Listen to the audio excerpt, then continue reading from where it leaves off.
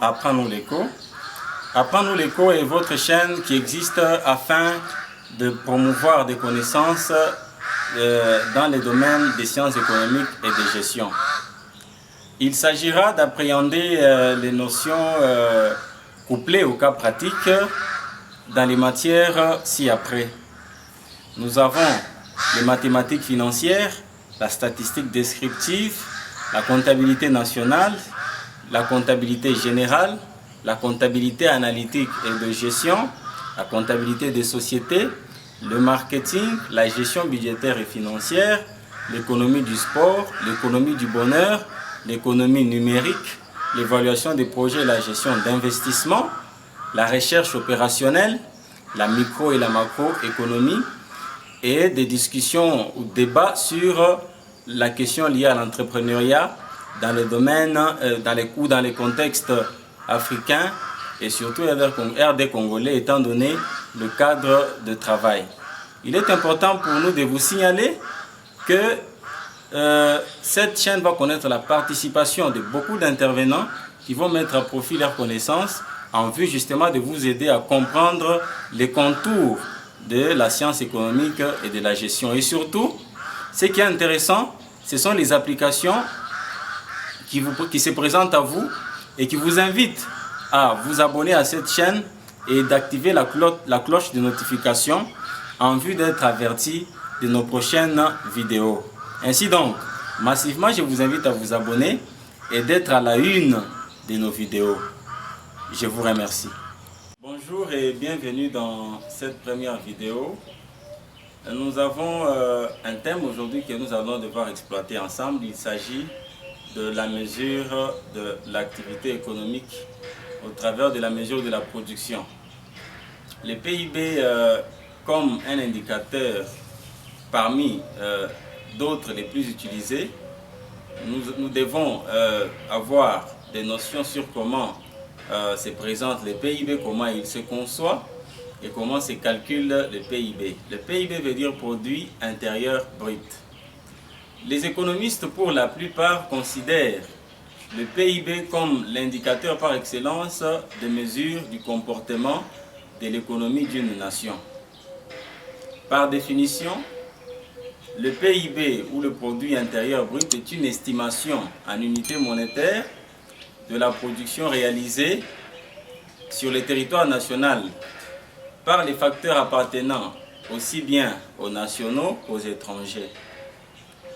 La comptabilité nationale, qui est une méthode appropriée de calcul du PIB, présente trois approches, notamment l'optique de la production, l'optique de la dépense et l'optique des revenus. Au regard de ces trois approches, on dit que le PIB mesure à la fois la production nationale, la dépense nationale ainsi que les revenus de tous les membres du pays ou de l'économie. Dans l'hypothèse où les entreprises œuvrant au niveau de l'économie nationale n'entretiennent pas de relations verticales, les PIB représentent la somme en valeur monétaire de tous les biens et services au niveau de l'économie, soit PIB égale sommation de PJ YI. Avec PJ, la valeur monétaire des biens et services au niveau de l'économie et YI, la quantité de ces biens. Mais en réalité, cette hypothèse d'absence de relations verticales entre les entreprises est trop restrictive. Donc en réalité, les PIB est calculé en faisant la sommation des valeurs ajoutées créées par les entreprises au niveau de l'économie. Soit PIB égale sommation de VAI avec I allant de 1 jusqu'à N. C'est donc la somme des valeurs ajoutées créées par les entreprises au niveau d'une nation. Il est important de noter que la valeur ajoutée est calculée en prenant VA égale production moins consommation intermédiaire. Il faut alors se poser une question. Pourquoi est-ce que le PIB est considéré comme la somme des valeurs ajoutées créées par les entreprises? Eh bien, c'est parce que les outputs des uns servent d'input aux autres. Alors, il est important de faire cette séparation pour pas qu'il y ait une double comptabilisation. Donc, il faut toujours faire attention lorsqu'on est en train de calculer le PIB et être prudent lorsque on considère la consommation intermédiaire dans le calcul du produit intérieur brut. Alors, lorsque les valeurs ajoutées sont mesurées hors taxes, TVA et droits de douane, le PIB est calculé en faisant la somme des valeurs ajoutées et des taxes. Soit PIB égale sommation des VA plus TVA plus droit de douane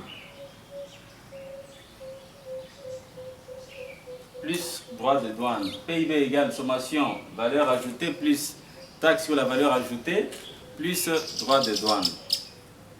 Le PIB aussi est qualifié de brut lorsqu'il inclut l'amortissement économique, c'est-à-dire les remplacements des équipements usés, détruits. Voilà, c'est ces remplacements qui constituent les amortissements économiques.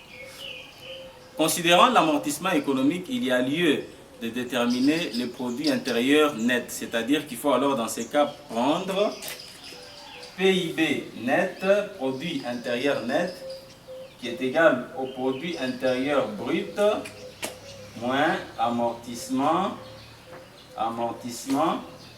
économique.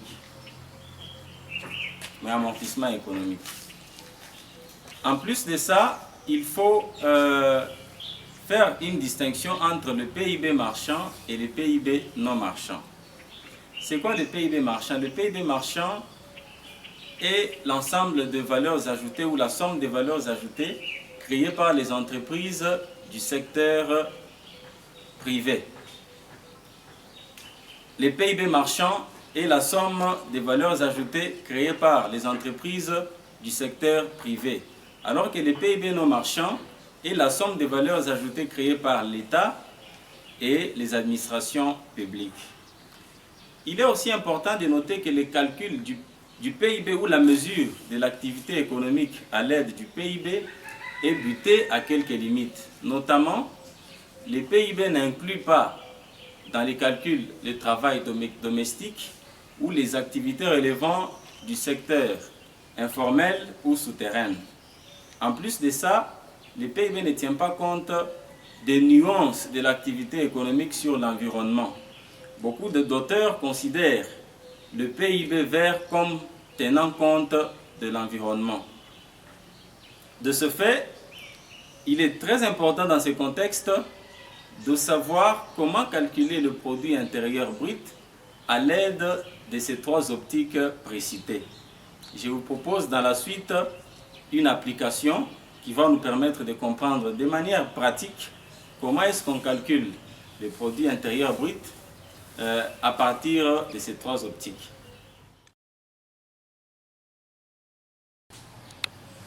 Alors, nous avons notre exercice. On nous dit qu'il existe une économie composée de trois entreprises, c'est-à-dire l'entreprise A, B et C. Nous avons les données affichées là. La production pour l'entreprise C, il n'y a pas de production pour AB.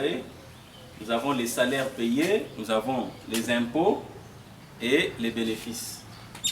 Dans l'énoncé, on nous dit que A importe les matières premières pour $35 et vend toute sa production à B pour un montant de $100. B vend une partie de sa production sur les marchés locaux pour $30 et le reste est vendu à l'entreprise C pour $120. Et toute la production de l'entreprise C est écoulé dans le pays. On nous demande de calculer le PIB selon les trois optiques. Nous allons commencer par 1. L'optique de la production. L'optique de la production. Selon cette optique, le PIB est la somme des valeurs ajoutées. C'est-à-dire PIB égale sommation des valeurs ajoutées. Sachant que valeur ajoutée égale production moins consommation intermédiaire. Production et consommation intermédiaire. Quand nous regardons l'application, on se rend compte qu'il faut, à partir d'un tableau, de notre tableau, ressortir la production, la consommation intermédiaire et puis se faire une idée sur la valeur ajoutée. Donc, nous avons là l'entreprise. Nous avons les entreprises A, B et C. Là, nous avons la production, la consommation intermédiaire, et puis là, nous avons la valeur ajoutée. Alors ici, nous allons chercher à déterminer la production des deux entreprises. Nous allons déterminer la consommation intermédiaire. Et puis nous allons ressortir la valeur ajoutée. D'office, on comprend que la production de l'entreprise C est de 1100. 1100. Qu'en est-il de la production de l'entreprise A et de l'entreprise B? On nous dit ceci. A importe des matières premières pour 35 $, et vend toute sa production à B pour un montant de 100 $. Donc, la production de l'entreprise A représente 100 $. On continue avec l'énoncé. B vend une partie de sa production sur les marchés locaux pour 30 $, et le reste est vendu à l'entreprise C pour 120 $. C'est-à-dire, la production de l'entreprise B est de 120 $ plus 30 $. Et ça nous donne 150 $. Nous allons chercher à déterminer la consommation intermédiaire. On nous dit que A importe des matières premières pour 35 unités. Donc ce sont les matières qui ont aidé l'entreprise A à produire. Donc la consommation intermédiaire de A est de 35.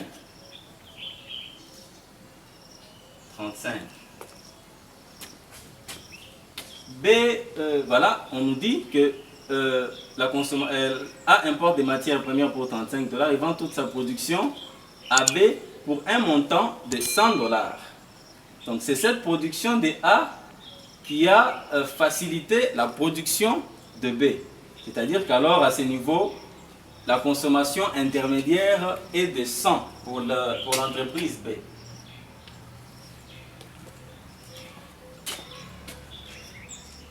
Par la suite, on nous dit ceci. B vend une partie de sa production sur les marchés locaux pour 30 unités. Et le reste est vendu à l'entreprise C pour 120 unités. Donc, la consommation intermédiaire de l'entreprise C est de 120 unités. 120 unités monétaires ou 120 $. Et de 120. À ce niveau, nous avons la production, nous avons la consommation intermédiaire. Donc, il est plus facile de déterminer la valeur ajoutée et de faire la somme des valeurs ajoutées pour avoir notre PIB. Nous allons commencer par déterminer la valeur ajoutée pour l'entreprise A. La formule est là. La valeur ajoutée égale à la production et la consommation intermédiaire, c'est-à-dire pratiquement on fera 100 moins 35, on a la valeur ajoutée. 150 moins 100, on a la valeur ajoutée. 1100 moins 120, on a la valeur ajoutée. Alors, on aura ici 100 moins 35, ça nous fait 65. Et là, on a 150 moins 100, ça nous donne 50. 1100 moins 120, ça nous donne 980. On a la valeur ajoutée de chaque entreprise.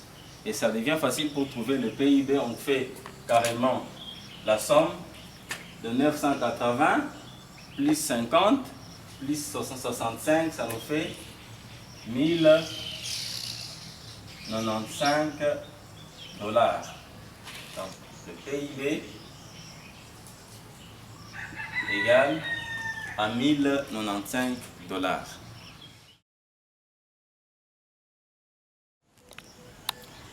Alors, il faut passer à l'optique 2. Dans ce cas, c'est l'optique de la dépense. Selon cette optique, le PIB égale à la consommation plus l'investissement plus dépenses gouvernementales plus les exportations moins les importations. Lorsque nous regardons notre application, nous devons trouver la consommation des ménages et d'autres grandeurs. Mais il faut seulement noter déjà que les dépenses gouvernementales sont nulles dans cette application, les investissements sont nuls, les exportations sont nulles, mais nous avons les importations. Alors, quelle est la consommation des ménages? Elle sera trouvée en faisant ceci. On nous dit quelque part que l'entreprise B vend une partie de sa production sur les marchés locaux à 30 $. Et pourtant, sur les marchés locaux, ce sont les ménages qui consomment la production. C'est-à-dire, C égale 30. À un certain moment, on nous dit aussi que toute la production de l'entreprise C est écoulée dans le pays. Et la production dans les pays est consommée par les ménages pour 1100. 30 plus 1100, ça nous fait 1130. L'investissement, nul. Dépenses gouvernementales, nul. Exportation, nul. Mais nous avons les importations parce que l'entreprise A importé des matières premières pour 35 $. Importation, 35 $. Donc, PIB égale 1130 moins 35. Cela va nous donner 1095 $. Voilà comment calculer le PIB à partir de l'optique de la dépense. L'optique 3, c'est l'optique de revenus. L'optique des revenus. L'optique des revenus est calculée en prenant la masse salariale plus l'excédent brut d'exploitation plus les impôts moins les subventions. Alors, c'est à partir de notre application que nous allons déterminer la masse salariale, que nous allons déterminer l'excédent brut d'exploitation et que nous allons déterminer les impôts. La masse salariale est représentée par les salaires payés. Quand nous regardons l'exercice, nous avons les salaires pour les 3 entreprises. Ça nous fait 450 plus 20 plus 30. Et donc la masse salariale représente 500. L'excédent brut d'exploitation est représenté par les bénéfices. 80 plus 10 plus 5, ça nous fait 95. Les impôts sont dans l'énoncé de l'application. 450 plus 20 plus 30. Et donc les impôts représentent 500. Nous n'avons pas de subvention. Enfin, le PIB égale 500 plus 95 plus 500. Et donc cela nous fait 1095. Voilà, selon les trois optiques, nous avons trouvé un même produit intérieur brut. Et cela doit se faire de manière raisonnée, de manière automatique. S'il se fait que dans l'optique quelconque, on trouve un PIB différent des autres optiques, c'est qu'il y a un problème d'erreur. Voilà pourquoi cela confirme le fait que les calculs sont bien faits et que cela peut nous rassurer du calcul du PIB selon les trois optiques. Voilà un peu en quelque sorte comment calculer le PIB à partir des trois optiques. Nous promettons dans nos prochaines vidéos de parler du PIB nominal et du PIB réel et du déflateur du PIB éventuellement.